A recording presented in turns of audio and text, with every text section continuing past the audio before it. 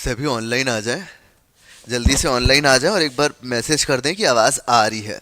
ठीक है, एक बार ऑनलाइन आके मैसेज कर दो कि आवाज़ आ रही है ना। सभी जल्दी से आ जाएं, सभी जल्दी से आ जाएं और एक बार मैसेज कर दें कि आवाज़ आ रही है। ठीक है,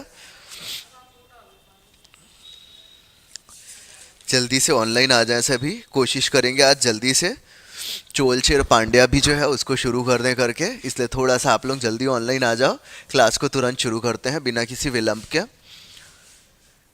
ठीक है, चलो अब आप हेडिंग डाल के लिखना गुप्तकालीन सांस्कृतिक अवस्था। और इस सांस्कृतिक अवस्था में जो लेख हैं, जो रचनाएं हैं, इनसे संबंधित चीज़ों को हम किस में पढ़ेंगे? हम वापस से कला संस्कृति में पढ़ेंगे। और बचता क्या है यहाँ पे? वैज्ञानिक आविष्कार या वैज्ञानिक चरण। तो गुप्त काल जो था विज्ञान की दृष्टि से बेहद महत्वपूर्ण रहा है। चिकित्सा शास्त्र, खगोल शास्त्र, गणित शास्त्र, तीनों का ही विकास क्या रहा है? गुप्त काल में बहुत महत्वपूर्ण रहा है। क्लियर है सभी?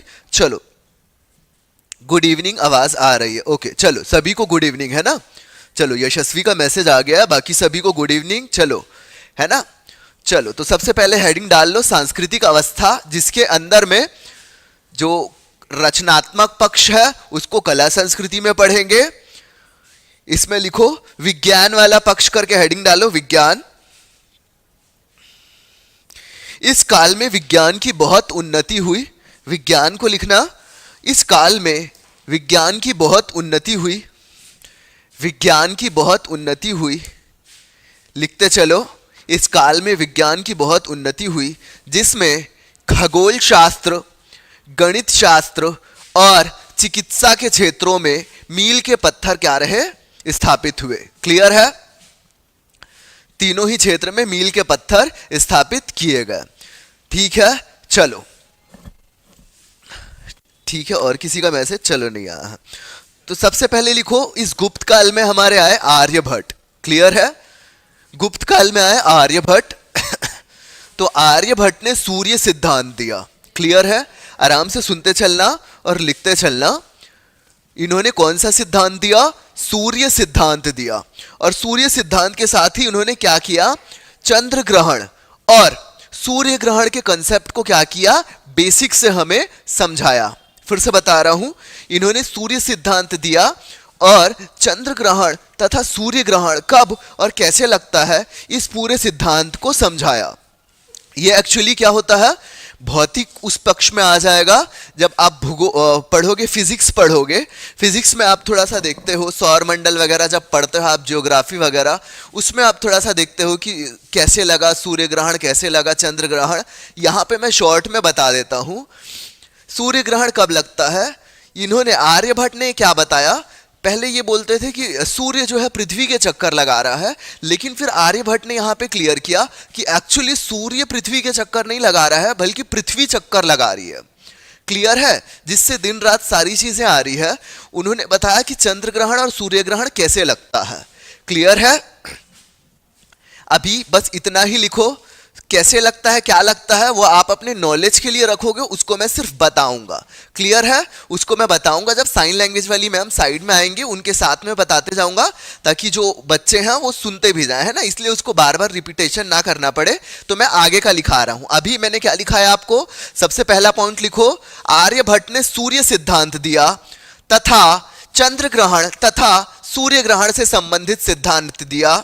मैं इन सभी लाइनों को एक बार फिर से रिपीट करूंगा, अभी लिखते चलो, जिसका छूट जाएगा वो उस समय देख लेना।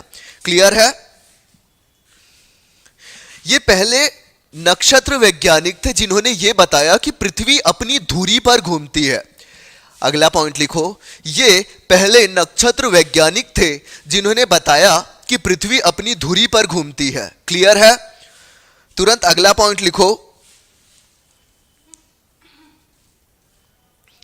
ये क्या थे? ये अपने जमाने के महत्वपूर्ण और बहुत ही फेमस वैज्ञानिक थे। इन्होंने क्या किया? दशमलव प्रणाली के विकास में भी क्या किया? योगदान दिया। जो आज हम दशमलव देखते हैं ना, हमारा प्रतिशत है कक्षा में 90.6, तो दशमलव के बाद तो दशमलव वाली जो प्रणाली भी है ना, इससे संबंधित चीजों का भी इन्होंने क्या किया? इजाद किया। क्लियर है? उसके विकास में सहायता दिया। ठीक है, चलो। और एक महत्वपूर्ण पॉइंट ये भी लिखना, ये आर्यभट्ट ही थे जिनके प्रयास से गणित शास्त्र को और खगोल शास्त्र को दोनों को क्या किया गया, पृथक किया गया। ठीक है, आर्यभट्ट वाला समझ में आ गया। हड़बड़ी मत करो, आराम से, कोई दिक्कत नहीं है, समझाऊंगा फिर से। चलो अगला लिखो, वराह मिहिर। ये क्या थे, ये गुप्त काल के बहुत ही महान और प्रसिद्ध कौन से शास्त्री थे, खगोल शास्त्री थे। वराह मिहिर में लिखो, गुप्त काल के महान खगोल शास्त्री थे। इनके बारे में जो मैं आपको लाइन से आर्यभट्ट, वराह मिहिर, भास्कराचार्य बता रहा हूं ना, इसको सिर्फ आप शॉर्ट में इन्होंने क्या लिखा था उसको ही देखो। ये मेंस का सिलेबस है और ये मेंस के गणित का सिलेबस है, जिसमें आपको इनके पूरी जीवनी को डिटेल से पढ़ना है। कब जन्म हुआ, कहां पे जन्म हुआ, माता का नाम क्या, पिता का नाम क्या, क्या क्या चीज इन्होंने इजाद किया, कौन से कैलकुलेशन थे, वो आपको गणित के मेंस में देखना है, अभी कुछ भी नहीं। और ये 10 नंबर का एक फिक्स क्वेश्चन है, आता है। यहां तक हो गया। चलो दूसरा आप लिखो, वराह मिहिर। वराह मिहिर में लिखना, गुप्त काल के प्रसिद्ध खगोल शास्त्री थे। इनकी रचनाएं हैं वृहत सिद्धांतिका, पंच सिद्धांतिका, वृहत संहिता, पंच सिद्धांतिका। इनकी रचनाएं थी वृहत संहिता और पंच सिद्धांतिका, वृहत संहिता और पंच सिद्धांतिका। ये सभी क्या है, नक्षत्र शास्त्र, भूगोल शास्त्र, ये सबसे संबंधित पुस्तकें हैं। क्लियर है, इस चीज को जहन में रखना। जितना लिखाने बोल रहा हूं उतना आप लिखते चलो, ठीक है।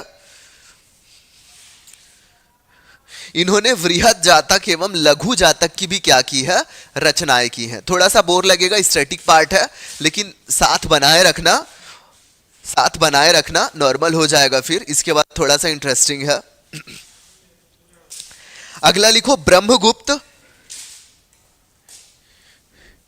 ब्रह्मगुप्त ने क्या किया, इन्होंने ब्रह्म सिद्धांत दिया। ब्रह्मगुप्त ने ब्रह्म सिद्धांत दिया और इन्होंने पहली बार, ऐसा कहा जाता है कि हम पढ़ते हैं न्यूटन का गुरुत्वाकर्षण का नियम, तो न्यूटन के गुरुत्वाकर्षण के नियम के अनुसार क्या कहता है, सभी वस्तुओं को पृथ्वी अपने केंद्र की ओर क्या करता है, खींचता है। मतलब गुरुत्वाकर्षण बल लगता है और सभी वस्तुएं क्या है, जमीन की तरफ गिरती हैं। तो उस सिद्धांत के आने के पहले, ये पहले कौन थे, भौतिक शास्त्री कह सकते हो, ये थे ब्रह्मगुप्त। उन्होंने न्यूटन के सिद्धांत के पूर्व ही यह अनुमान लगाया था कि सभी वस्तुएं पृथ्वी की तरफ क्या होती है, गिरती है। क्लियर है, सभी वस्तुएं पृथ्वी की तरफ गिरती है। ठीक है, चलो अगला लिखो, भास्कर। भास्कर, भास्कराचार्य लिख सकते हो, अच्छे से लिखना। इन्होंने आर्यभट्ट का जो सिद्धांत था उस पर एक टीका लिखा, मतलब एक समीक्षा, उसको लिख के अपना एक नया रिपोर्ट तैयार किया, जिसे आर्यभट्टीय कहा जाता है। तो अगर परीक्षा में आए कि आर्यभट्टीय किसकी रचना है, तो आर्यभट्ट मत लगा के आ जाना, भास्कराचार्य की है ना, भास्कराचार्य की रचना है आर्यभट्टीय। आर्यभट्ट मत लगा के आना आंसर में। आर्यभट्टीय किसके मतलब आर्यभट्ट की जो रचना थी उसके ऊपर टीका किया है, जिसका नाम आर्यभट्टी है, और ये टीका किया है किसने, भास्कराचार्य ने। क्लियर है सबको। इसके अलावा अब लिखो, आर्यभट्ट, वराहमिहिर व ब्रह्मगुप्त संसार के सर्वप्रथम नक्षत्र वैज्ञानिक माने जाते हैं। फिर से सुन लो, आर्यभट्ट, वराहमिहिर, आर्यभट्ट, वराहमिहिर और ब्रह्मगुप्त संसार के सबसे पहले नक्षत्र वैज्ञानिक माने जाते हैं। क्लियर हो गया यहां पे। चलो अब एक और पॉइंट जल्दी से चिकित्सा वाला लिख लो, फिर इसको फिर सबको एक साथ रिपीट कर दूंगा। चिकित्सा वाला सुन लो, उसके बाद लाइन से रिपीट करूंगा, अगर छूट गया होगा तो उसको लिखते चलना।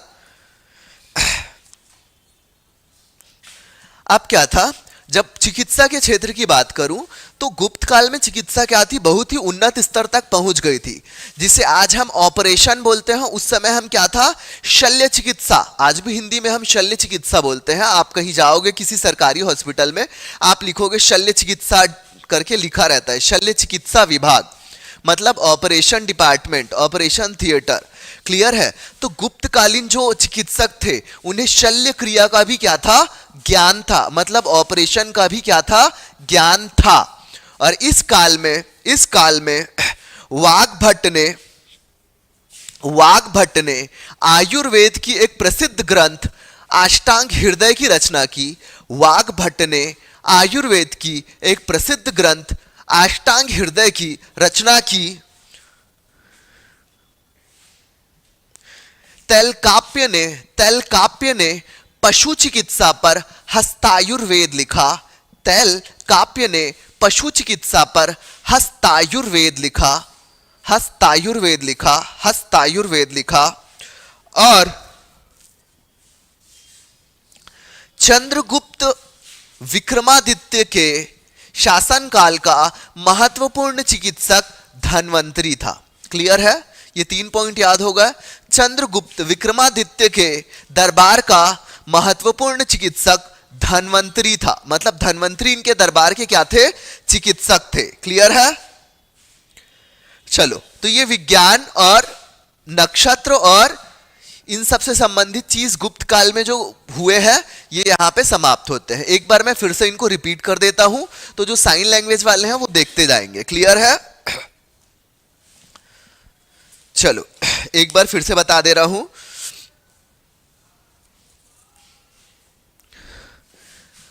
गुप्त काल में चिकित्सा व्यवस्था, विज्ञान मतलब जो है चिकित्सा विज्ञान, गणित विज्ञान और नक्षत्र विज्ञान, ये तीनों क्या था? अपने पीक पर था, मतलब बहुत ज्यादा इनमें क्या हुआ है? विकास हुआ है। ठीक है?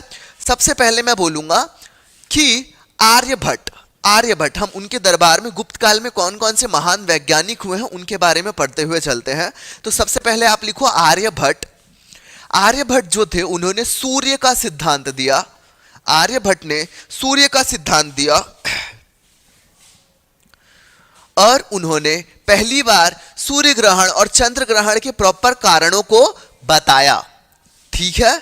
यह माना जाता था कि जो सूरज है वो पृथ्वी के चक्कर लगा रहा है, लेकिन यह आर्यभट्ट ने क्लियर किया कि सूरज स्थिर है, पृथ्वी सूरज के चक्कर लगा रही है। उन्होंने यह बताया कि सूरज स्थिर है और पृथ्वी उसके क्या लगा रही है? चक्कर लगा रही है। क्लियर है? सूर्य ग्रहण क्या है, चंद्र ग्रहण कैसे लगता है, क्या लगता है? अगर किसी भी बच्चे को लगता है कि जानना चाहिए, मैसेज आएगा कि सर सूर्य ग्रहण कैसे लगता है, चंद्र ग्रहण कैसे लगता है। अगर कोई मुझसे मैसेज में पूछेगा तो ही मैं उस पार्ट को एक्सप्लेन करूंगा, नहीं तो हम आगे बढ़ते हैं। ठीक है? क्योंकि वो अभी आपके प्री ओरिएंटेड उतना इंपॉर्टेंट नहीं है, लेकिन अगर आपकी ऐसी क्यूरियोसिटी है कि हमको जानना है तो मेरे को मैसेज करना, तो ही मैं सूर्य ग्रहण और चंद्र ग्रहण के सिद्धांत को बताऊंगा। क्लियर है? चलो, उसके बाद क्या था? ये आर्यभट्ट ही थे, इन्होंने क्या किया था कि जो खगोल शास्त्र मतलब बोले तो नक्षत्र विज्ञान, ये सारी चीज जो है, और जो गणित है, इन दोनों को क्या किया था? अलग किया था। मतलब उन्होंने उसके बीच में डिफरेंस बताया था कि अगर ये कैलकुलेटिव पार्ट ऐसे ऐसे कैलकुलेशन है तो उसको हम गणित में लेंगे, और अगर अंतरिक्ष और इन सारी चीजों से संबंधित कैलकुलेशन है उसको हम खगोल शास्त्र में लेंगे। तो इन दोनों का पृथकीकरण किसने किया था? आर्यभट्ट ने के प्रयास से ही हुआ था। ठीक है? और जो हम आज बोलते हैं पॉइंट, यानी कि दशमलव, तो दशमलव के विकास में भी आर्यभट्ट का महत्वपूर्ण योगदान माना जाता है। क्लियर है यहां पे? चलो, अब तुरंत आ जाओ दूसरे वैज्ञानिक जो हमारे थे उनका नाम था वराहमिहिर।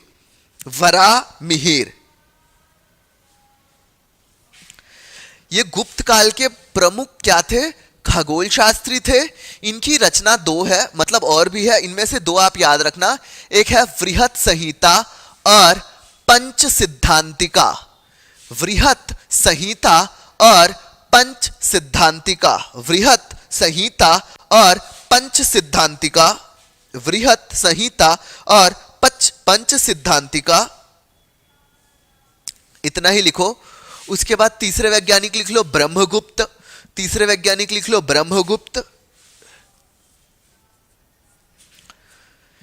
इन्होंने ब्रह्म सिद्धांत दिया ब्रह्मगुप्त ने ब्रह्म सिद्धांत की रचना की। ब्रह्मगुप्त ने ब्रह्म सिद्धांत की रचना की और ये पहले ऐसे वैज्ञानिक थे जिन्होंने न्यूटन जो हमारे एक है जिन्होंने गुरुत्वाकर्षण का नियम दिया है, उनके नियम देने के पहले ही ये अनुमान लगाया था कि सभी चीजें जो गिरती है वो पृथ्वी के केंद्र की तरफ क्या होती हैं, आकर्षित होती हैं। तो गुरुत्वाकर्षण के नियम आने के पहले ही इन्होंने क्या एक बार अंदाजा लगा चुका था। क्लियर है? तो ये ब्रह्मगुप्त हो गया। अगला लास्ट लिख लो आप भास्कराचार्य। इन्होंने क्या किया था, आर्यभट्ट जो थे उनकी जो रचना थी उस पर टीका किया था और उस टीका का नाम था आर्यभट्टीय। ठीक है, आर्यभट्टीय दैट इज फाइन, अभी इसको नहीं बता। ठीक है, इसका नाम था आर्यभट्टीय। क्लियर है सबको? चलो इससे ज्यादा आप मत लिखो। उसके बाद चिकित्सा में आ जाओ। चिकित्सा में मैंने आपको ये क्या बताया कि इस समय यहाँ के गुप्तकालीन जो चिकित्सक थे उन्हें शल्य क्रिया मतलब ऑपरेशन वाली क्रिया का भी क्या था, ज्ञान था। ठीक है, उन्हें ऑपरेशन की क्रिया का भी क्या था, ज्ञान था। वाग्भट ने वाग्भट एक महत्वपूर्ण क्या हुए, चिकित्सक हुए। उन्होंने आयुर्वेद में क्या लिखा है, अष्टांग हृदय की रचना की है।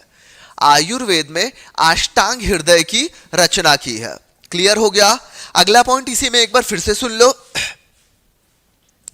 तैलकाप्य एक जन का नाम है। तैलकाप्य ने पशु चिकित्सा पर हस्तायुर्वेद की रचना की। तैलकाप्य ने पशु चिकित्सा पर हस्तायुर्वेद की रचना की। और चिकित्सा के क्षेत्र में महत्वपूर्ण बोले तो गुप्त काल में चंद्रगुप्त विक्रमादित्य के चिकित्सक का नाम था धन्वंतरी। ठीक है, धन्वंतरी।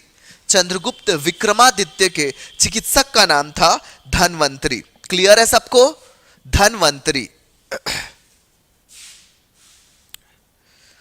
धन्वंतरी। क्लियर है सबको? ठीक है, ठीक है। यहां पे हमारा गुप्त वाला क्या है, मैक्सिमम पोर्शन खत्म हो गया। एक जन का मैसेज आया है कि सर चंद्र ग्रहण और सूर्य ग्रहण को बताइए। मैं डेफिनेटली बता रहा हूं अभी 1 मिनट के लिए। सभी गौर से सुन लो। चंद्र ग्रहण और सूर्य ग्रहण वाला कॉन्सेप्ट आराम से सुन लो। क्या होता है, पृथ्वी, चंद्रमा और सूरज, 3 लोगों को ही लेके चलना है आपको लेके चलना है पृथ्वी को, चंद्रमा को और सूरज को। ये 3 लोग हैं। क्लियर है सबको? पहले मैं सूर्य ग्रहण बता रहा हूं। सूर्य ग्रहण में क्या होता है, पृथ्वी सूरज के चक्कर लगाती है। यह चीज क्लियर हुआ सबको? पृथ्वी सूरज के चक्कर लगाती है और एक ऐसा टाइम आता है जिसमें से पृथ्वी और सूर्य के बीच में चंद्रमा आ जाता है। एक ऐसा टाइम आता है कि पृथ्वी और सूर्य के बीच में चंद्रमा आता है जिसकी परछाई हमें किसमें दिखती है, सामने दिखती है। तो जब पृथ्वी और सूर्य के बीच में चंद्रमा आ जाता है उस केस में सूर्य ग्रहण लगता है। क्लियर है? आप 3 एलिमेंट को लेके चलो, एक पृथ्वी, एक सूर्य और एक चंद्रमा। तो जब सूर्य और पृथ्वी सूर्य के गोल चक्कर लगा रही है और इस चक्कर लगाने के ड्यूरेशन में उसके बीच में यानी कि सूर्य और पृथ्वी के बीच में चंद्रमा आ गया तो उसकी परछाई बनती है जिसे हम क्या कहते हैं, सूर्य ग्रहण कहते हैं। क्लियर हो गया? और ये एग्जैक्टली क्वेश्चन आया था व्यापम के किसी एग्जाम में कि सूर्य ग्रहण की कंडीशन क्या है। उसमें यही लिखा था कि जब पृथ्वी के बीच में और सूर्य के बीच में चंद्रमा आ जाता है तो सूर्य ग्रहण लगता है, और दूसरा ऑप्शंस देख के उसने कंफ्यूज किया था। चलो अब हम आते हैं चंद्र ग्रहण वाले कॉन्सेप्ट में। चंद्र ग्रहण वाले कॉन्सेप्ट में आते हैं।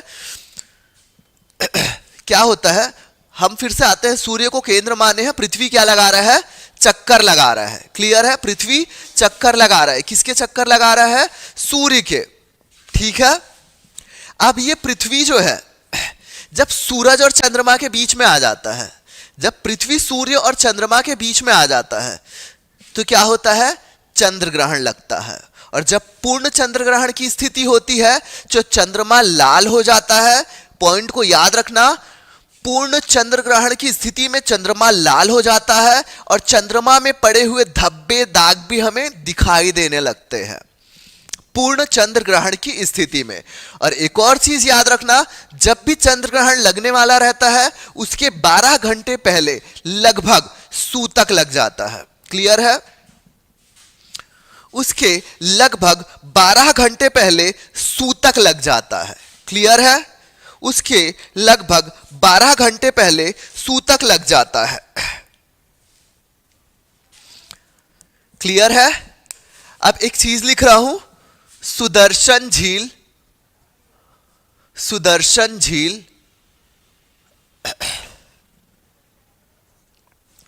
सुदर्शन झील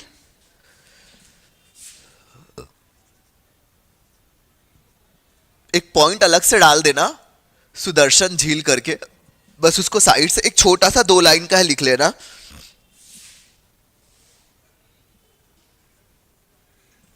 बोर्ड में देखते जाओ जो लोग देख के लिख रहे हैं।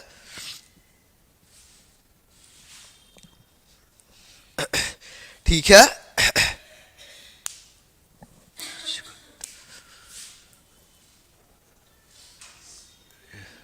हेडिंग डाल लिए, सुदर्शन झील हेडिंग डाल लिए।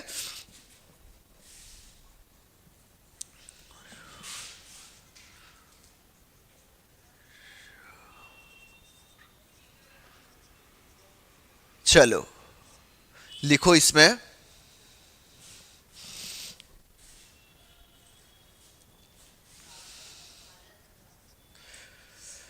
जीर्णोद्वार का मतलब होता है रिनोवेट करना, मतलब उसको फिर से क्या करना, सही करना। मान के चलो कोई इमारत है, टूट गई, तो उसको फिर से जो बना हुआ है उस पोर्शन को छोड़ के जो टूटा हुआ है उसको और अच्छे से बनाना या नया बनाना क्या कहलाता है? जीर्णोद्वार, जीर्णोद्धार, जीर्णोद्धार। ठीक है? तो याद रखना, सुदर्शन झील का निर्माण चंद्रगुप्त मौर्य के समय में हुआ था। किसने किया था? पुष्यगुप्त। उनके एक अधिकारी का नाम था पुष्यगुप्त, जिसने इस सुदर्शन झील का निर्माण क्या था? करवाया था। चंद्रगुप्त मौर्य के टाइम में हुआ था निर्माण। याद रखना, चंद्रगुप्त मौर्य के टाइम में पुष्यगुप्त नामक अधिकारी ने सुदर्शन झील का निर्माण करवाया था। क्लियर है? पुष्यगुप्त नामक अधिकारी ने सुदर्शन झील का निर्माण करवाया था। उसके बाद अशोक, रुद्रदामन और स्कंदगुप्त, अशोक, रुद्रदामन और स्कंदगुप्त, इन तीनों के टाइम में इसका क्या हुआ है? जीर्णोद्धार हुआ है। क्लियर है? बनवाया किसने था? पुष्यगुप्त ने बनवाया था। गुप्त से आप कंफ्यूज मत होना कि ये गुप्त वंश वाला है। पुष्यगुप्त एक अधिकारी का नाम था और किसके काल में बना है? चंद्रगुप्त मौर्य के काल में। क्लियर है? चंद्रगुप्त मौर्य के काल में पुष्यगुप्त ने बनाया था। उसके बाद फिर अशोक, रुद्रदामन और स्कंदगुप्त के टाइम में इसका क्या हुआ है? रिनोवेशन यानी कि जीर्णोद्धार हुआ है। क्लियर है सबको? चलो, तो यहां पे हमारा गुप्त क्या होता है? खत्म होता है। गुप्त में अब कुछ महत्वपूर्ण पॉइंट है। ठीक है? गुप्त में महत्वपूर्ण पॉइंट है, मैं बोलते जा रहा हूं समझाते हुए, उसको एज इट इज एग्जाम में आया हुआ है तो आप लिख लो। मैम आपको उसको तुरंत क्या है? साइन लैंग्वेज में ट्रांसलेट कर रही हैं। अच्छा सॉरी, गुप्त में, सॉरी अभी गुप्त खत्म मत करो, एक चीज और देख लो। गुप्त काल में हमको बहुत सारे क्या मिले हैं? शिलालेख मिले हैं, अभिलेख मिले हैं और ताम्रपत्र मिले हैं। क्लियर है? शिलालेख मिले हैं, अभिलेख मिले हैं और ताम्रपत्र मिले हैं। तो मैं कुछ राजाओं के जो महत्वपूर्ण ताम्रलेख, अभिलेख और शिलालेख है उनको मैं बता रहा हूं, आप तुरंत नोट करते जाओ। मैम साइन लैंग्वेज में उसको ट्रांसलेट कर रही हैं, आप तुरंत नोट करते जाओ। समुद्रगुप्त, सबसे पहला नाम डालो समुद्रगुप्त। समुद्रगुप्त से संबंधित अभिलेख का नाम क्या है? ऐरण प्रशस्ति और प्रयाग प्रशस्ति। ऐरण को मत लिखो, प्रयाग प्रशस्ति। समुद्रगुप्त से संबंधित क्या हो गया? प्रयाग प्रशस्ति। क्लियर है जल्दी से सबको? समुद्रगुप्त का प्रयाग प्रशस्ति। उसके बाद तुरंत लिखो चंद्रगुप्त द्वितीय। चंद्रगुप्त द्वितीय का फिर से लिखना मथुरा, मथुरा स्तंभ लेख और सांची शिलालेख। चंद्रगुप्त द्वितीय के जो मिले हैं उसका नाम है मथुरा स्तंभ लेख और सांची शिलालेख। क्लियर है सबको? मथुरा स्तंभ लेख और सांची शिलालेख। महरौली से भी मिला है, लेकिन अभी रहने दो, है ना। चलो तीसरा लिखो, कुमारगुप्त प्रथम। कुमारगुप्त प्रथम, इनका मंदसौर, कुमारगुप्त प्रथम इनका मंदसौर शिलालेख, मंदसौर शिलालेख। चौथे आ जाओ, स्कंदगुप्त, स्कंदगुप्त, इनका मिला है भीतरी अभिलेख, स्कंदगुप्त का मिला है भीतरी अभिलेख और जूनागढ़ प्रशस्ति, भीतरी अभिलेख और जूनागढ़ प्रशस्ति।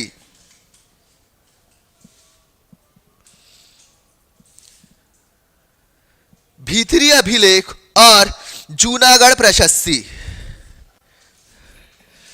क्लियर है? तुरंत लिखो, Kumaragupta second, Kumaragupta second, Kumaragupta second, इनका मिला है सारनाथ, सारनाथ की बुद्ध मूर्ति अभिलेख, सारनाथ की बुद्ध मूर्ति लेख या अभिलेख। ठीक है, तुरंत अगला लिखो, छठवें नंबर का भानुगुप्त, भानुगुप्त का फेमस वाला है ऐरण अभिलेख, भानुगुप्त का ऐरण अभिलेख। और ये भानुगुप्त का कौन सा वाला ऐरण अभिलेख है, याद आ रहा है क्या? जो 510 में मिला था, जिसमें हमें सती प्रथा का प्रथम उल्लेख मिलता है। और किसकी पत्नी सती हुई थी? याद रखना, सेना नायक जो थे उनका नाम था गोतराज या गोपराज, जिनकी पति उनके साथ क्या हुई थी? सती हुई थी। और ये सती प्रथा का क्या था? प्रमाण था। क्लियर है? तो भानुगुप्त का ऐरण अभिलेख। उसके बाद लिखो विष्णुगुप्त, विष्णुगुप्त का दामोदर ताम्रलेख। सातवें नंबर के है विष्णुगुप्त, जिनका दामोदर ताम्रलेख। सातवें नंबर के है विष्णुगुप्त, जिनका दामोदर ताम्रलेख। और लास्ट में लिखो बुद्धगुप्त, बुद्धगुप्त, इनका पहाड़ ताम्रलेख प्राप्त हुआ है, इनका पहाड़ ताम्रलेख प्राप्त हुआ है। तो ये ताम्रलेख, स्तंभलेख और शिलालेख कंप्लीट हो गया, पहाड़ हो गया सबका। चलो अब मैं कुछ महत्वपूर्ण पॉइंट बता रहा हूं, जल्दी जल्दी लिखते जाओ, जो एग्जाम में आए हुए हैं। किस एग्जाम में आए हैं उसका ईयर नहीं लिखा हूं, बट लाइन से मैं एग्जाम के क्वेश्चंस लिख लिया हूं। मैं हर एग्जाम के लास्ट में उसको लिखा रहा हूं ताकि आपको क्लियर रहे कि किस तरह के क्वेश्चन टफ में आते हैं। चलो सबसे पहला लिखो, दासों की सबसे लंबी सूची, दासों की सबसे लंबी सूची नारद सूची है। दासों की सबसे लंबी सूची मतलब वह सूची जिसमें दासों की सबसे लंबी लिस्ट है, वो किसकी है? नारद की लिस्ट सूची है। नारद जो है उन्होंने दासों का वर्णन किया है, और मैं आपको बताया हूं उन्होंने कितने प्रकार के दासों का वर्णन किया है। अगर आपको याद होगा तो अंदर याद से मेरे को क्या करना, मैसेज करना। चलो इसको आज का होमवर्क ही मान लो। दासों की सबसे लंबी सूची नारद ने दी है, और उस सूची में कितने प्रकार के दास का वर्णन किया है मैं कल की कक्षा में बताया हूं। तो बस नंबर लिख के मेरे को भेज देना कि इतने दासों का वर्णन है। क्लियर है? चलो अगला पॉइंट लिखो। अब वो आपको याद है, वो पॉइंट महत्वपूर्ण है, एग्जाम में आया है कि गोपराज की पत्नी ने क्या किया था? सती किया था। इसको नहीं भी लिखोगे तो चल जाएगा क्योंकि मैं इसको बता चुका हूं। ठीक है, सेनापति गोपराज की पत्नी ने क्या किया था? सती किया था। इसको भी नहीं लिखोगे तो चलेगा, एग्जाम में आ चुका है। अब याद रखना, वीणा धारण किए हुए, वीणा, वीणा जो आता है ना, वीणा धारण किए हुए एक सिक्का जारी किया था, और यह सिक्का जारी किया था समुद्रगुप्त ने। मतलब समुद्रगुप्त की फोटो है जिसमें वो वीणा धारण किए हुए हैं, और यह सिक्का किसने जारी किया था? समुद्रगुप्त ने। क्लियर है? एक बार इसको अच्छे से फिर से सुन लो। वीणा धारण किए हुए स्वर्ण सिक्का समुद्रगुप्त के मिलते हैं। वीणा धारण किए हुए स्वर्ण सिक्के समुद्रगुप्त के मिलते हैं। क्लियर है? समुद्रगुप्त ने महान बौद्ध भिक्षुक वसुबंधु को संरक्षण दिया था। अगला पॉइंट लिख लो, समुद्रगुप्त ने महान बौद्ध भिक्षुक वसुबंधु को संरक्षण प्रदान किया था। और देख लेता हूं कौन से एग्जाम में आया है, मैं आपको बता देता हूं।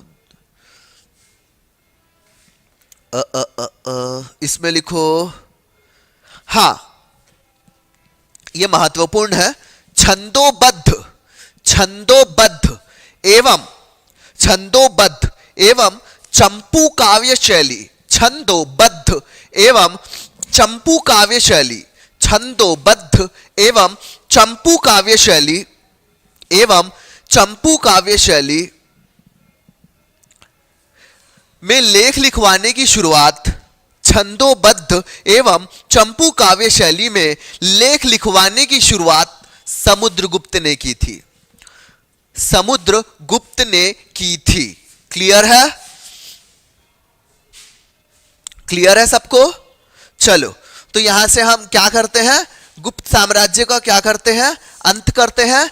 गुप्त साम्राज्य के पतन के कारण क्या थे, ये आप मेरे को एक दो पॉइंट भी, आपको जो भी समझ में आता है ना, आप लिख के मतलब एक हेडिंग टाइप का भी डाल के ना, साइड हेडिंग टाइप का भेज सकते हो। मैं आपको एक बार रफली बता देता हूं। गुप्त साम्राज्य के पतन के बहुत से कारण थे, जिसमें से एक ये था कि रेशम मार्ग वाला जो था ना, उनका व्यापार थोड़ा सा ठप हो गया था। ठप होने के पीछे दो कारण थे। पहला कारण यह था कि इन्हें क्या था, जो रेशम का व्यापार होता था, चीन और यहां यूनान और यहां वाले ये क्या किए थे, ये स्वयं में रेशम का उत्पादन करना सीख गए थे। दूसरा क्या था, हूणों का आक्रमण। हूण जनजाति जो आती थी, व्यापार लोगों को लूट लेती थी, व्यापारी वर्ग को लूट लेती थी, शहरों में आक्रमण करती थी, जिससे क्या होता था, चीजें छिन्न भिन्न हो जाती थी और धीरे धीरे नष्ट होने की कगार में आती थी।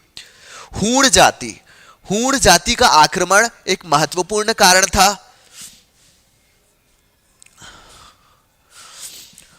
और एक ये भी बोल सकते हो कि जितने भी सिक्के चलाए गए वो बहुत अच्छे थे, बहुत महंगे किस्म के थे। सोने किस्म के सिक्के थे, चांदी किस्म के सिक्के थे, हर किस्म के सिक्के थे।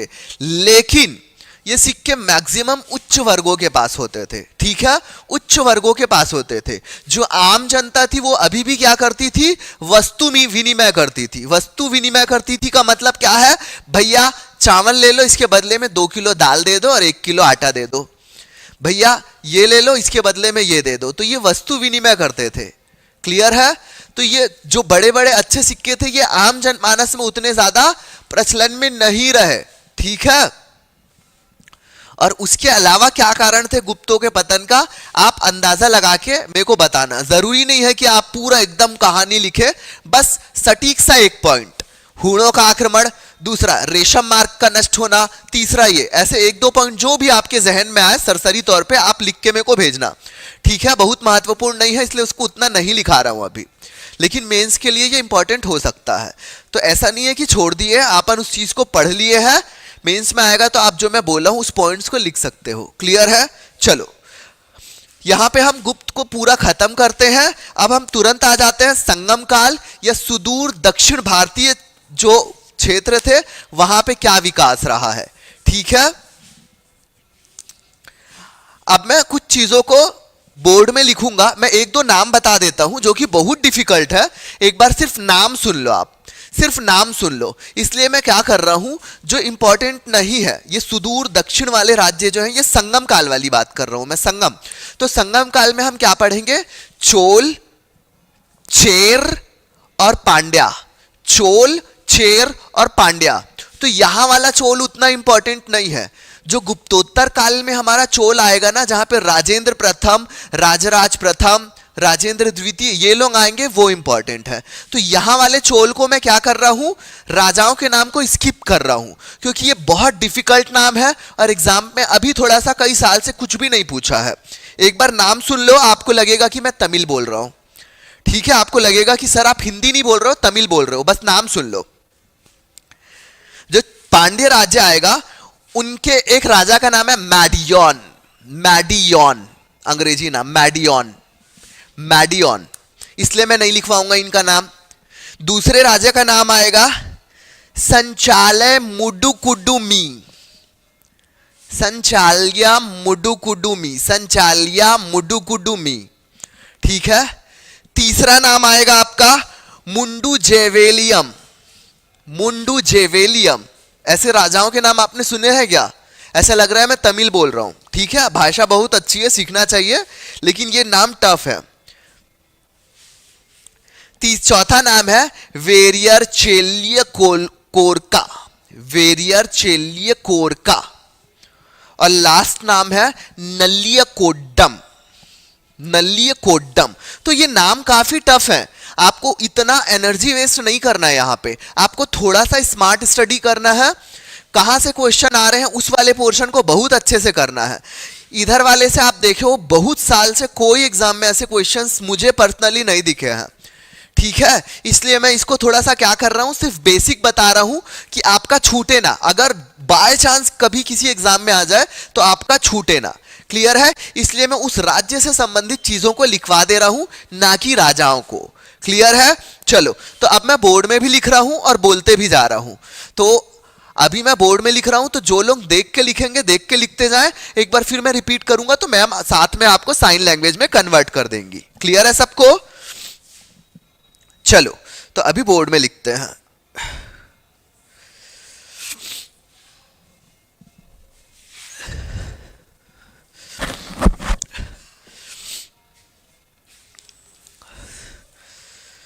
सुदूर दक्षिण एक बार टाइम देख लेता हूं, ठीक है, आप लोग लाइन से रहना, कोशिश करेंगे कि पांडे वाला खत्म हो जाए। सुदूर दक्षिण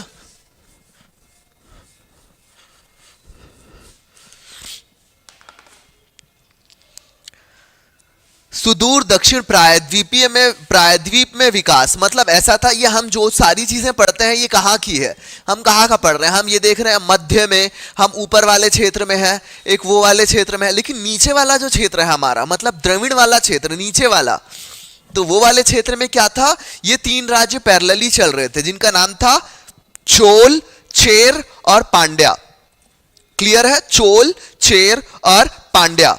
तो सबसे पहले आप हेडिंग डाल लो पांड्या, हम पांड्या से शुरू कर रहे हैं, कोई दिक्कत नहीं, आगे पीछे कुछ भी कर सकते हैं, चोल, चेर और पांड्या। तो सबसे पहले आप लिख लो पांड्या, पांड्या राज है ना, चोल चेर को भी लिखेंगे, टेंशन मत लिखना, तो पांड्या राज।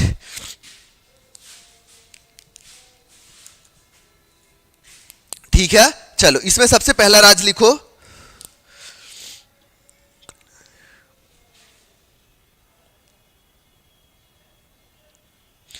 ये जो पांड्या राज था, तो यहां पे हम अनुमान लगाते हैं, संभवतः यहां पर क्या था, मात्र सत्तात्मक समाज था, मात्र सत्तात्मक समाज था, यहां पे क्या था, मात्र सत्तात्मक क्या था, समाज था, पांड्या राज्य में मात्र सत्तात्मक समाज था, ऐसा हम अंदाजा लगाते हैं। इनकी राजधानी थी मदुरै, इनकी राजधानी थी मदुरै, मदुरई बोलते हैं ना, तो मदुरै, मदुरई या मदुरै इनकी क्या थी, राजधानी थी। और लिखो पांड्य राज्य का, पांड्य राज्य का, पांड्य राज्य का प्रतीक चिन्ह क्या था, मछली, मछली, मछली, मछली इस राज्य की क्या थी, प्रतीक चिन्ह थी, ठीक है, ठीक है।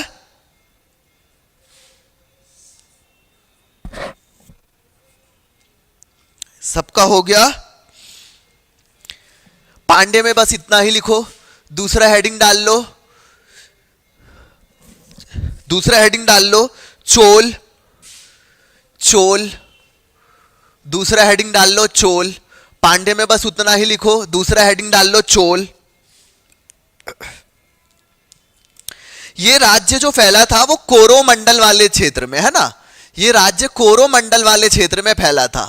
अब कोरोमंडल वाला क्षेत्र कौन सा है ये भी होमवर्क में दे दूं, क्योंकि आप ज्योग्राफी में पढ़ लिए हो, मालाबार तट, कोरोमंडल तट दोनों ही पढ़े हो। तटीय मैदान वाले इलाके में आप आओगे जब इधर तटीय श्रेणी की, तो वहां पे आप देखोगे कोरोमंडल तट, क्लियर है, कोरोमंडल तट। तो ये इनका राज्य कहां पे था, चोलों का कहां पे था, चोल राज्य का था, कोरोमंडल तट था, और इनकी राजधानी का नाम क्या था, उरैयूर, उरैयूर, इनकी राजधानी का नाम क्या था, उरैयूर, उरैयूर इनकी क्या थी, राजधानी थी, उरैयूर इनकी क्या थी, राजधानी थी। उरैयुर इनकी राजधानी थी। इनका प्रतीक चिन्ह क्या था? बाघ। प्रतीक चिन्ह याद रखना सभी का, प्रतीक चिन्ह इनका था बाघ। इनका प्रतीक चिन्ह बाघ था। तो ये जो चोल राज्य है, हम जो आराम से आगे चल के जो पढ़ेंगे ना गुप्तोत्तर काल में चोल, तो वहां पे आपको राजेंद्र चोल वो सब वहां से क्वेश्चन आते हैं, वहां से हर चीज आता है। यहां पे दो राजाएं हैं, उनमें से एक का आपको नाम थोड़ा सा वो है कि याद होना चाहिए, करिकाल। ठीक है, सॉरी करिकाल है ना। तो एक राजा का नाम था उरथ हरेरे इल्वेत चेंती। उरथ हरेरे इल्वेत चेंती, जो कि बहुत कठिन है, तो इसको आप हटा दो, इनके बारे में नहीं लिखते हैं, एग्जाम में नहीं आया है। तो दूसरा इनके जो राजा थे उनका नाम था करिकाल। ठीक है, करिकाल। करिकाल के बारे में एक राजा है, इस चोल राज्य के एक राजा है करिकाल। इनके बारे में जो इंपॉर्टेंट है उसको बस लिख लो। करिकाल, इनसे संबंधित जो इंपॉर्टेंट पॉइंट है उसको लिख लो बस। उनसे संबंधित ये है कि ये पूरे चोल में सबसे क्या हुए? महत्वपूर्ण शासक हुए। करिकाल जो थे ये पूरे चोल में सबसे महत्वपूर्ण शासक हुए और इन्हें जले पैर वाला कहा जाता था। ठीक है, तो ये चीज याद रखना, इन्हें जले पैर वाला कहा जाता था। क्लियर है, इन्हें जले हुए पैर वाला कहा जाता था। महत्वपूर्ण शासक, महत्वपूर्ण शासक, महत्वपूर्ण शासक, और इन्हें जले हुए पैर वाला कहा जाता था। जले हुए पैर वाला कहा जाता था और इन्हें जले हुए पैर वाला कहा जाता था, याद रखना,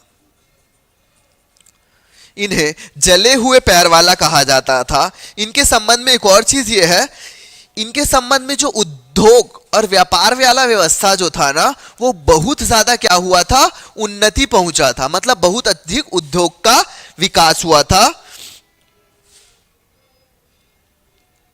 एक और लिखना, इन्होंने वेणी, इन्होंने वेणी में, इन्होंने वेणी में मतलब एक जगह का नाम है, इस पॉइंट को याद से लिखना। इन्होंने वेणी में वेलरी तथा 11, इन्होंने वेणी में वेलरी तथा 11, 11 क्या? 11 राजा। इन्होंने वेणी में वेलरी तथा 11 शासकों की संयुक्त सेना को क्या किया था? पराजित किया था। 11 शासकों की संयुक्त सेना को क्या किया था? पराजित किया था। संयुक्त सेना को क्या किया था? पराजित किया था। संयुक्त सेना को इन्होंने क्या किया था? पराजित किया था। कि संयुक्त सेना को इन्होंने क्या किया था? पराजित किया था। क्लियर है? तुरंत छोटा सा हेडिंग डाल लो। पांड्या हो गया, चोल हो गया, बचा क्या? चेर। तो अगला डाल लो चेर, तीसरे नंबर का डाल लो चेर। पहला पांड्या हो गया, दूसरा चोल हो गया, तीसरा चेर। देखो कट तो नहीं रहा है? हाँ, नहीं कट रहा है ना? चेर। क्लियर है? इनकी राजधानी क्या थी? केरल थी। इनकी राजधानी क्या थी? केरल थी। और इनका प्रतीक चिन्ह क्या था? इनका प्रतीक चिन्ह धनुष था। क्लियर है? इनका प्रतीक चिन्ह क्या था? धनुष था। मतलब बस ये राज्यों के नाम, उनका प्रतीक चिन्ह कहां था और उनकी राजधानी क्या थी, ये आपको क्या करना है? रट के रखना है। ठीक है? रट के रखना है। ठीक है?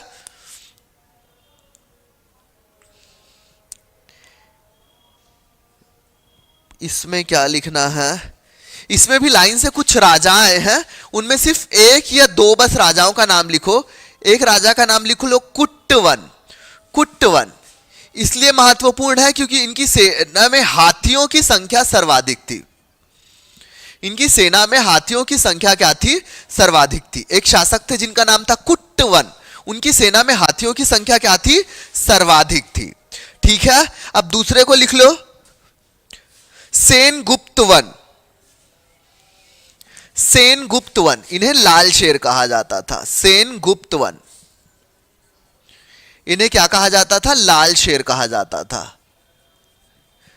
अब क्योंकि ये तमिल से है, मतलब नीचे वाले एरिया है, वहां के जो लैंग्वेज है, तमिल, कन्नड़, ऐसी अलग अलग लैंग्वेज है जो हमको समझने में थोड़ा सा अलग लगती है। तो इसलिए इस वाले वंश में भी जो लोग आए हैं उनके नाम थोड़े से अलग हैं। नाम केवल आप सुन लो, उदयन जोरल, कुट्टवन, सेन गुप्तवन और तेरुण जोरल इम्पोरई। आपको उतना ज्यादा लिखने की जरूरत नहीं है। तो ये हो गया चेर यहां पे खत्म, ठीक है।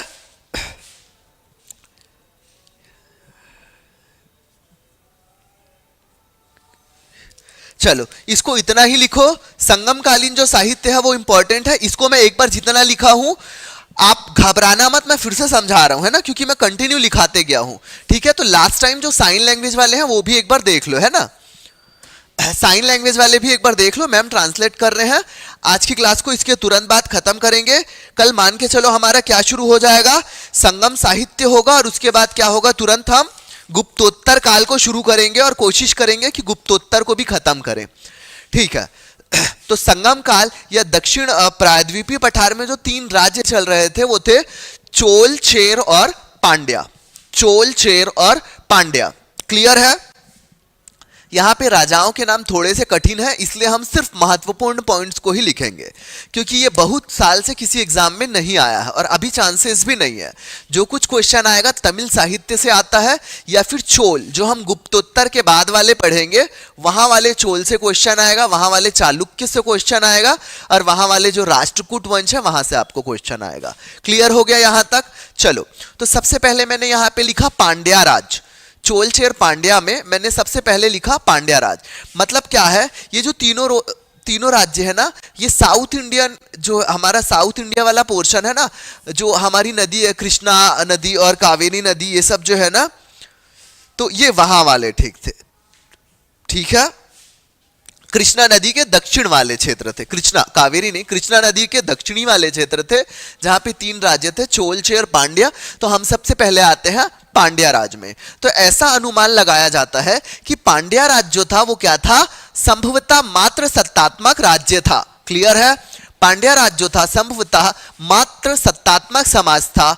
इनकी राजधानी मदुरै थी, इनकी राजधानी मदुरै थी, तथा इनका प्रतीक चिन्ह, मतलब राजकीय प्रतीक चिन्ह इनका क्या था, मछली था।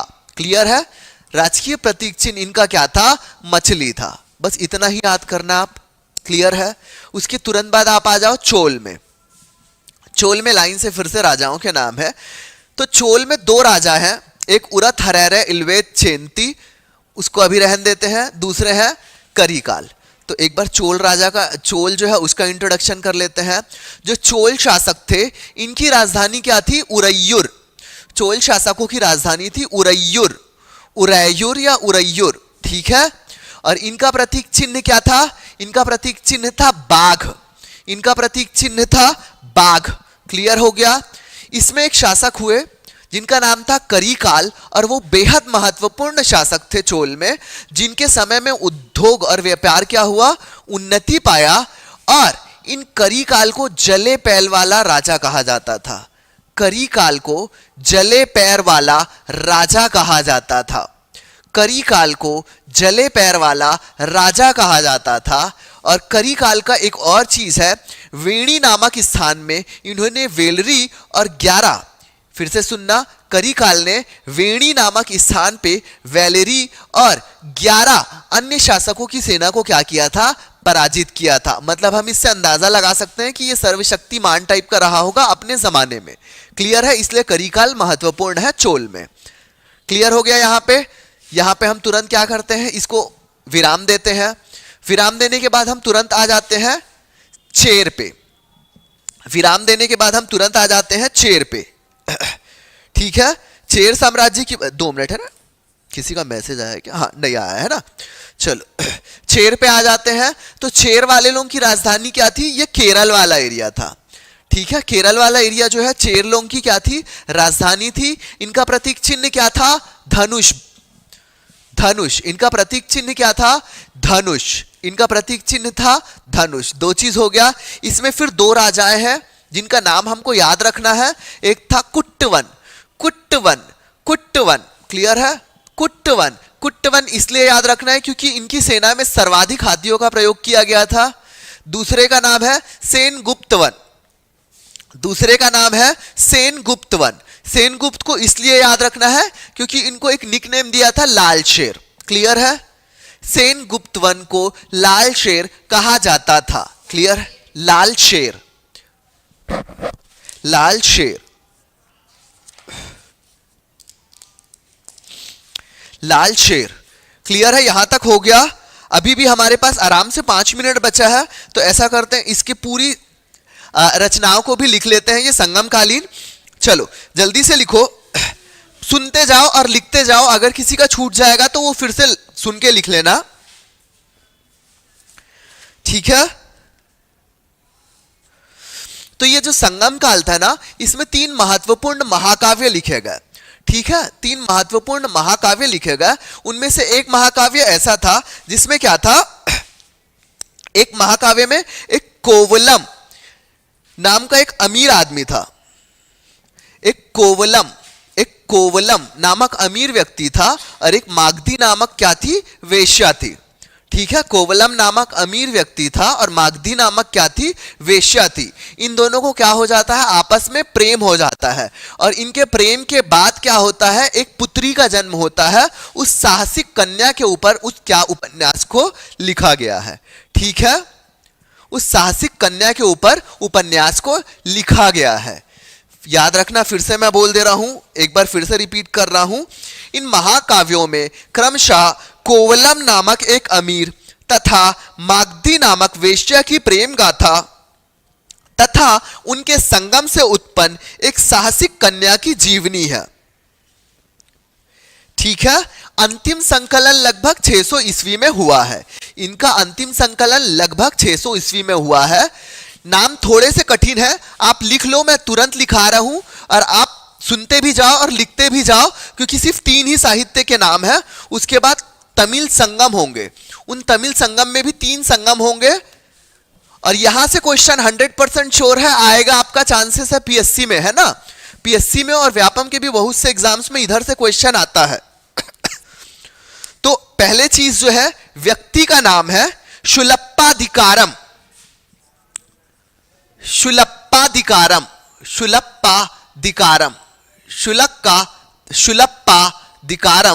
जिनकी रचना का नाम था उलंगो अधिजल। उडंगो या उलंगो अधिजल, उलंगो अधिजल, अधिजल, उडंगो भी लिखा है एक जगह, तो कंफ्यूज मत होना, आप समझ जाना। शुलप्पाधिकारम, जिनकी रचना का नाम था उलंगो अधिजल। दूसरे हैं मणि मेखलई, मणि मेखलई, मणि मेखलई, मणि मेखलई, मणि मेखलई। इनकी रचना का नाम था शीतलये संतनार, शीतलये संतनार, शीतलये संतनार, शीतलये संतनार। और तीसरी उपन्यास का नाम लिखो, मतलब तीसरे जो उपन्यास के वो थे, जीवक चिंतामणि। उपन्यासकर्ता थे, उनका नाम था जीवक चिंतामणि, और इनकी रचना का नाम था चिंतामणि, और इनकी रचना का नाम था तिरुपक्क देवर, तिरुपक्क देवर, तिरुपक्क देवर, तिरुपक्क देवर, ठीक है। शुलप्पाधिकारम, उलंगो अधिजल, मणि मेखलई, शीतलये संतनार, जीवक चिंतामणि, तिरुपक्क देवर, है ना, मैं पीरू लिख दिया हूं, है ना, तिरुपक्क देवर, तिरुपक्क देवर, है ना, तिरुपक्क देवर। क्लियर है, ये 3 महाकाव्य लिखे गए थे।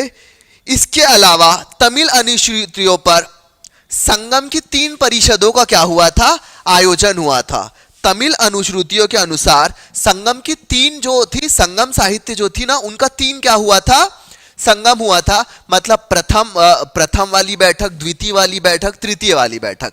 प्रथम वाले में इन्होंने अध्यक्षता किया, ये रचना हुई। द्वितीय वाले में इन्होंने अध्यक्षता किया, ये रचना हुई। और तृतीय वाले में इन्होंने अध्यक्षता किया और ये रचना हुई। तो आज का टाइम खत्म हो गया है, इसलिए मैं आपको आज नहीं लिखा रहा हूं, केवल एक लाइन लास्ट में लिख लो, केवल एक लाइन लिख लो।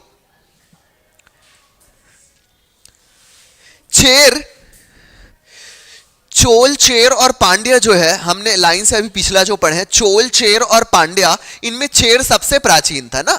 चोल, चेर और पांड्या, इसमें चेर राज्य जो है वो सबसे प्राचीन था। क्लियर है। तो संगम जो संगीतियां हुई है बहुत इंपॉर्टेंट है, बिल्कुल भी मिस मत करना।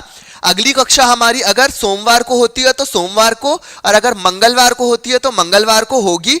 अभी हमें छुट्टी का कोई नोटिफिकेशन नहीं आया है कि 25 दिसंबर को क्रिसमस के अवसर पर छुट्टियां अभी क्या है, घोषित है नहीं है, इसका कोई वो नहीं है। आपको मैसेज करके इन्फॉर्म किया जाएगा जैसा भी रहेगा। तो अब अपन ये कोशिश करेंगे कि दिसंबर के पहले तक हमारा प्राचीन भारत खत्म हो जाएगा। ठीक है, चलो आज की कक्षा को यहीं पे विराम देते हैं। सभी को शुभ रात्रि।